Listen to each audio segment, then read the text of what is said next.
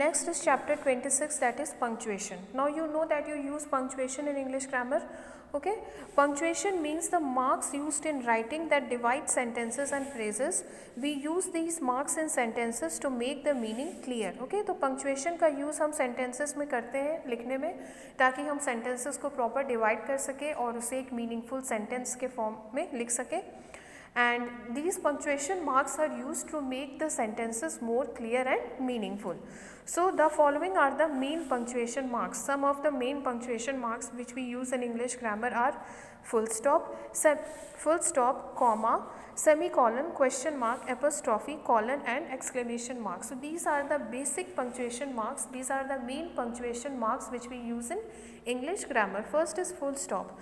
A sentence always begins with a capital letter and ends with a full stop. We use full stop at the end of all assertive or imperative sentences, as this is my photograph, open the window. तो full stop का use हम कोई भी sentence जब आप लिखना शुरू करते हैं तो सबसे पहले आप कैपिटल लेटर का यूज़ करते हैं, और जब भी कोई सेंटेंस आप लिखना कंप्लीट करते हैं तो सेंटेंस के एंड पे हम फुल स्टॉप लगाते हैं. फुल स्टॉप का यूज़ हर तरह के सेंटेंसेस में होता है, चाहे वो एजर्टिव सेंटेंस हो या फिर वो इम्परेटिव सेंटेंस हो. ओके, जैसे कि दिस इज़ माई फोटोग्राफ. ठीक है, तो यहाँ पे फुल स्टॉप लिख के हम यहाँ लिख सकते हैं assertive sentence. Open the window, यहाँ पे फुल स्टॉप डाल के हम लिख सकते हैं imperative sentence. So this is an imperative sentence. Okay, now जो फुल स्टॉप होता है वो हर टाइप के सेंटेंस, चाहे वो इम्परेटिव सेंटेंस हो और एजर्टिव सेंटेंस हो, वहाँ पे फुल स्टॉप का यूज़ होता है. सो कोई भी sentence, a sentence always begins with a capital letter and ends with a full stop. कोई भी सेंटेंस जब आप लिखना शुरू करते हैं तो सबसे पहले वो सेंटेंस कैपिटल लेटर से शुरू होता है and ends with a full stop, और उसके बाद एंड होता है और फिर लास्ट में फुल स्टॉप का यूज़ किया जाता है. We use full stop at the end of all assertive और इम्परेटिव सेंटेंसेस. फुल स्टॉप का यूज़ हम हर तरह के एजर्टिव और इम्परेटिव सेंटेंसेस में करते हैं. एजर्टिव सेंटेंसेस का मतलब आपने पढ़ा था टाइप ऑफ सेंटेंसेस में. Assertive sentences mean simple sentences, simple statements, and imperative sentences means when the sentence which contains order और रिक्वेस्ट. इम्परेटिव सेंटेंस का मतलब होता है जब हम किसी को ऑर्डर करते हैं, जब हम किसी को रिक्वेस्ट करते हैं, तो वहाँ पर हम इम्परेटिव सेंटेंसेस का यूज़ करते हैं. ओके, तो full stop is used in all assertive and imperative sentences. कोई भी सेंटेंस जब आप लिखना शुरू करते हैं तो सबसे पहले आप कैपिटल लेटर से कोई भी सेंटेंस लिखना शुरू करते हैं, और किसी भी सेंटेंस को जब आप लिखना कंप्लीट करते हैं तो उसके एंड में फुल स्टॉप का यूज़ किया जाता है. फुल स्टॉप का यूज़ हर तरह के इम्परेटिव सेंटेंस और एजर्टिव सेंटेंसेस में किया जाता है. एजर्टिव सेंटेंसेस का मतलब होता है सिंपल स्टेटमेंट्स, और इम्परेटिव सेंटेंसेस का मतलब होता है ऐसे सेंटेंसेस जिनमें कोई ऑर्डर हो, जब आप किसी को कोई रिक्वेस्ट कर रहे हैं, जब आप किसी को किसी काम के लिए ऑर्डर दे रहे हैं, तो वहाँ पर हम इम्परेटिव सेंटेंस का यूज़ करते हैं. So full stop is used in all kinds of assertive and imperative sentences. Okay, next is your comma. The comma is used to show a little pause. It is used to separate a series of words in the same construction, as we purchased spices, bread, butter, fruit and vegetables. Now comma का use किया जाता है words के बीच में थोड़ा pause देने के लिए. जब आप रीडिंग करते हैं तो जहाँ कॉमा होता है वहाँ आपको थोड़ा पॉज करना होता है, तो कॉमा का यूज़ किया जाता है वर्ड्स के बीच में थोड़ा गैप देने के लिए, थोड़ा पॉज देने के लिए, ताकि उसका मीनिंग और भी क्लियर हो सके. Okay, so comma is use to separate a series of words. Okay, जैसे स्पाइसेस, ब्रेड, बटर, फ्रूट, ये जो है ना सीरीज ऑफ वर्ड्स, तो इनके बीच, जैसे अगर आप spices, bread, butter, fruit, vegetables ऐसे लगातार पढ़ेंगे तो उसका मीनिंग क्लियर नहीं होगा. Okay, so comma is use to put a little pause in to give the pause in series of words. तो वर्ड्स के बीच में जहाँ पे सेम क्लास के बहुत सारे वर्ड्स यूज़ हो रहे हो, तो वर्ड्स के बीच में थोड़ा सा पॉज देने के लिए कॉमा का यूज़ किया जाता है, ताकि उसका मीनिंग थोड़ा क्लियर हो सके. Now always remember, we usually use word and in place of a comma before the last word in a series or list. ठीक है, तो उस सीरीज़ में जो लास्ट वर्ड होता है, जहाँ पर आप जैसे यहाँ पे spices, bread, butter, fruit, vegetables लिखा है, तो इस सीरीज़ में जो लास्ट वर्ड है वेजिटेबल्स, इसके पहले एंड का यूज़ किया गया है. ठीक है, तो जहाँ पर जहाँ पर एक ही सीरीज़ ऑफ वर्ड्स के बीच में कॉमा का यूज़ किया जाता है, तो जो लास्ट वर्ड होता है उसके पहले हम एंड का यूज़ करते हैं। सो सीरीज़ ऑफ वर्ड्स होते हैं उसका जो लास्ट वर्ड होता है उस सीरीज़ में, ठीक है। जैसे ये कंटिन्यूस सीरीज़ ऑफ वर्ड्स है तो इनके बीच आपने कॉमा का यूज़ किया, लेकिन इसी सीरीज़ में जो लास्ट वर्ड होता है उसके पहले जहाँ पर सेंटेंस ख़त्म होने वाला हो, जहाँ पे वो वर्ड ख़त्म होने वाला हो, उसके पहले हम एंड का यूज़ करते हैं टू शो दैट, उसके पहले हम एंड का यूज़ करते हैं। Okay, so we usually use the word and in place of a comma before the last word in a series or list. तो जहाँ पर आप सीरीज़ ऑफ वर्ड्स के बीच जहाँ पर आप कॉमा का यूज़ करते हैं, उसी सीरीज़ में जो लास्ट वर्ड होता है उसके पहले जहाँ पर वो सीरीज़ ख़त्म होना होता है, जहाँ पे वो सेंटेंस ख़त्म होने वाला होता है, तो उसी सीरीज़ में जो लास्ट वर्ड होता है उसके पहले हम एंड का यूज़ करते हैं। Okay, now next is to separate each pair of words joined by and. Comma का यूज़ और भी प्लेसेस में यूँ होता है, जैसे कि कुछ जो पेयर ऑफ वर्ड्स होते हैं, जैसे कि man and women, young and old, rich and poor. Okay, तो जब वो जो पेयर ऑफ वर्ड्स होते हैं वो भी अगर एक लगातार पेयर, बहुत सारे पेयर ऑफ वर्ड्स लिखे हुए हैं तो उनके बीच में भी कॉमा का यूज़ किया जाता है। For example, man and women, young and old, rich and poor must visit the exhibition. तो जो पेयर ऑफ वर्ड्स होते हैं उनके बीच पॉज देने के लिए भी कॉमा का यूज़ किया जाता है। Next is to separate a direct quotation from the rest of the sentence. जहाँ पे कोटेशन का यूज़ होता है, she said to me, comma, I do not believe you. तो जहाँ पे कोई डायरेक्ट कोटेशन लिखना हो, डायरेक्ट कोटेशन या कोई क्वेश्चन या कोई थॉट कुछ लिखना हो, ठीक है, तो कोटेशन और स्पीकर ने जो भी कहा, ठीक है, कोटेशन और स्पीकर का जो कॉन्वर्जेशन होता है, सो कोटेशन और स्पीकर के बीच पॉज देने के लिए भी कॉमा का यूज़ किया जाता है। Okay, to separate a direct quotation from the rest of the sentence. ठीक है, तो जहाँ पर कोटेशन का यूज़ होता है तो ये किसने बोला, जैसे बोला ना, एरिस्टोटल सेज, ठीक है, टैगोर सेज।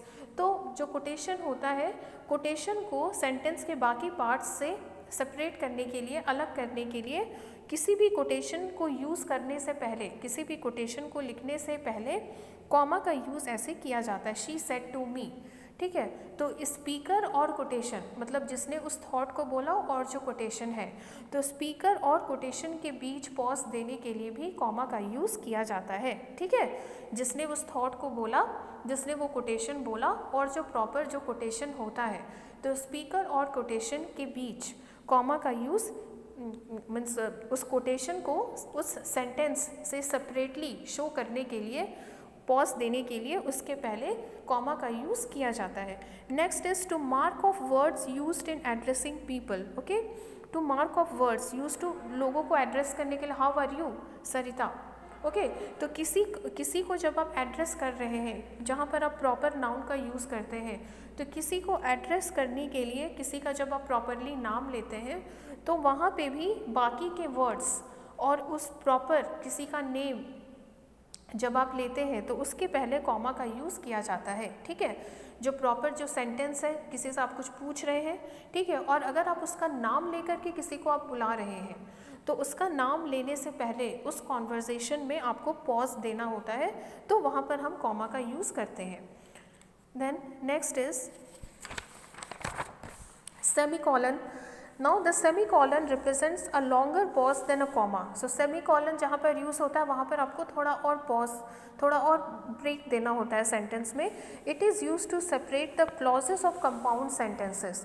तो जो compound sentences होते हैं, मतलब जहाँ पे like suppose she was a virtuous kind hearted lady and we all respected her. तो यहाँ पर आप देखिए, वर्चुअस और काइंड हार्टेड दो एडजेक्टिव्स यूज़ हुए हैं।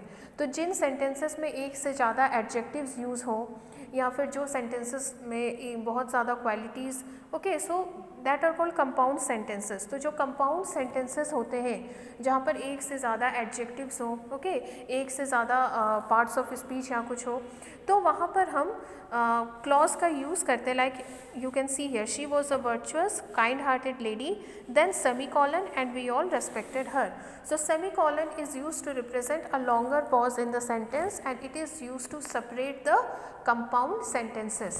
Semicolon का use compound sentences में basically बेसिकली किया जाता है। Next is your colon.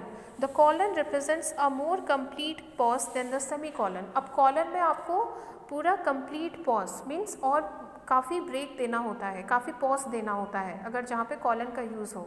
So colon represents more longer pause then the semicolon. अगर सेंटेंस में जहाँ पे कॉलन का यूज़ हुआ है वहाँ पे और भी लॉन्गर पॉज देना होता है, सेमी कॉलन से भी ज़्यादा। It is use to introduce a quotation. तो कॉलन का यूज़ किया जाता है कोटेशन, जहाँ पर कोटेशन का यूज़ हो वहाँ पे कॉलन का यूज़ किया जाता है। For example Albert Einstein says then colon. Okay तो जहाँ पे कोटेशन मेंशन हो तो कोई भी कोटेशन को, जैसे कि आपको ये लिखना हो कि ये कोटेशन किसने लिखा, तो जिसने भी वो कोटेशन लिखा है वो लिखने के बाद फिर आपको फिर आपको कॉलन का यूज़ करके फिर आप कोटेशन लिखेंगे।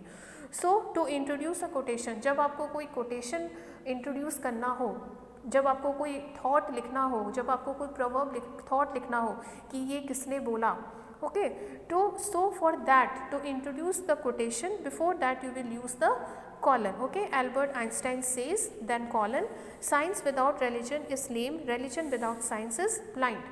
okay तो यहाँ पे जो स्पीकर है उस स्पीकर के थॉट को इंट्रोड्यूस करने से पहले कॉलन का यूज़ किया गया है।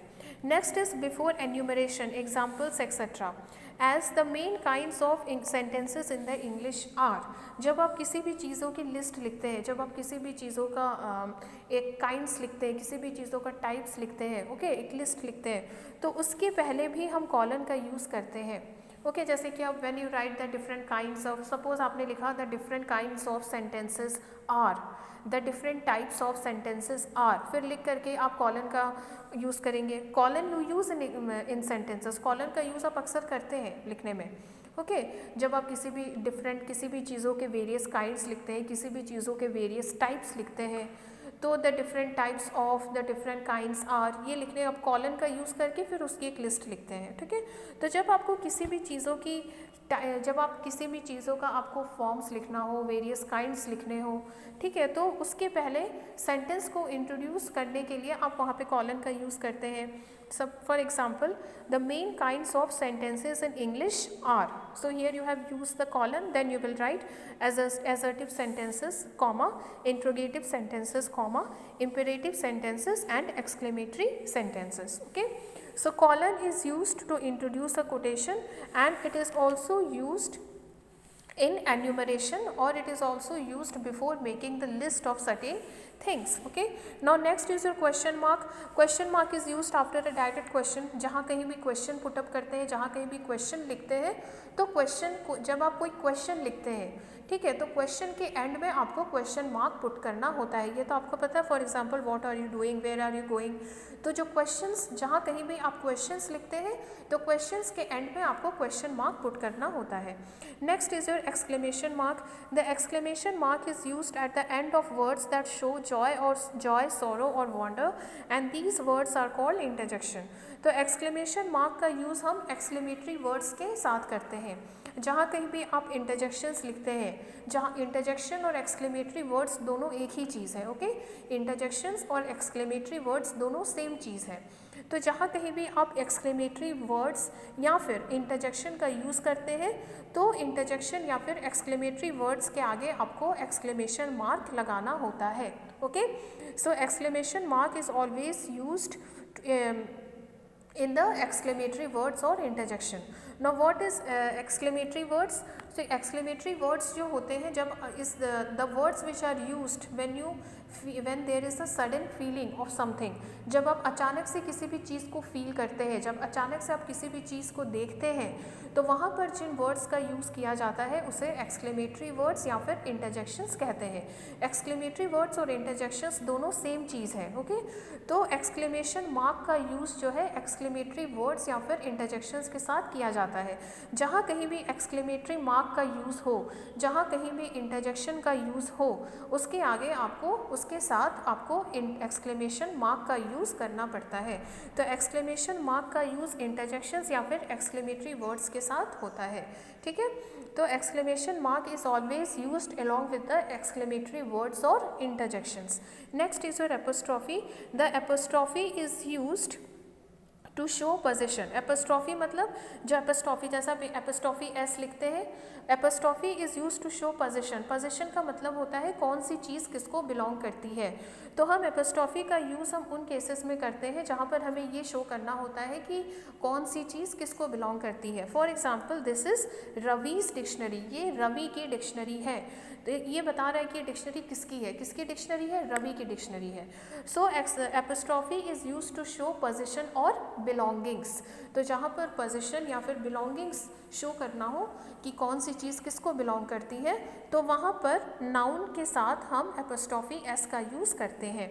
Next is to form the plural of letters and figures. जब आपको लेटर्स और फिगर्स के जब आपको प्लूरल्स लिखने होते हैं तो वहाँ पर आप एपोस्ट्रॉफी एस का यूज़ करते हैं to show the plural of letters and figures. तो जहाँ आपको लेटर्स और फिगर्स का प्लूरल फॉर्म लिखना होता है, प्लूरल फॉर्म शो करना होता है, वहाँ पर हम एपोस्ट्रॉफी एस का यूज़ करते हैं।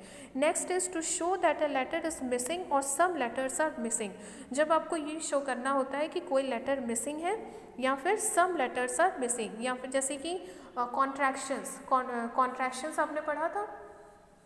कॉन्ट्रैक्शंस मतलब शॉर्ट फॉर्म्स, जैसे डू नॉट का शॉर्ट फॉर्म होता है डोंट, कैन नॉट का शॉर्ट फॉर्म होता है कांट, लेटस का शॉर्ट फॉर्म होता है लेट्स, इट इज़ का शॉर्ट फॉर्म होता है इट्स। ओके, तो कॉन्ट्रैक्शंस मतलब जहाँ पे आपको वर्ड्स के शॉर्ट फॉर्म्स लिखने होते हैं तो वहाँ पर हम एपोस्ट्रॉफी का यूज़ करते हैं। तो एपोस्ट्रॉफी का यूज़ एक पोजीशन और किसी के बिलोंगिंग शो करने के लिए किया जाता है। जब आपको लेटर्स और फिगर्स के जब आपको प्लूरल फॉर्म लिखने होते हैं, for example add 2 7s and 6 4s, तो लेटर्स और फिगर्स के जब प्लूरल फॉर्म्स लिखने होते हैं तो वहाँ पर हम एपोस्ट्रॉफी एस का यूज़ करते हैं। ठीक है, और कॉन्ट्रैक्शंस, जहाँ पे कॉन्ट्रैक्शंस का यूज़ होता है, जहाँ पे वर्ड्स का शॉर्ट फॉर्म लिखना होता है, जैसे डू नॉट का शॉर्ट फॉर्म होता है डोंट, कैन नॉट का शॉर्ट फॉर्म होता है कांट, लेट्स का शॉर्ट फॉर्म होता है लेट्स, इट इज़ का शॉर्ट फॉर्म होता है इट्स। तो जहाँ पे कॉन्ट्रैक्शंस लिखे जाते हैं, जहाँ पे वर्ड्स के शॉर्ट फॉर्म्स लिखे जाते हैं, वहाँ पर भी एपोस्ट्रॉफी का यूज़ होता है। Okay, so go through the different types of conjunctions. एक बार आप फिर से रीडिंग लगा लेना। Almost you know about most of the things, जैसे full stop, question mark, comma, इन चीज़ों के बारे में तो आप ऑलरेडी पढ़ चुके हैं। आप you use these forms of punctuation marks in writing the sentences, so you know it well, but then also you go through the different punctuation marks which are described in your book, okay, so that you can remember where to use which punctuation marks. Okay.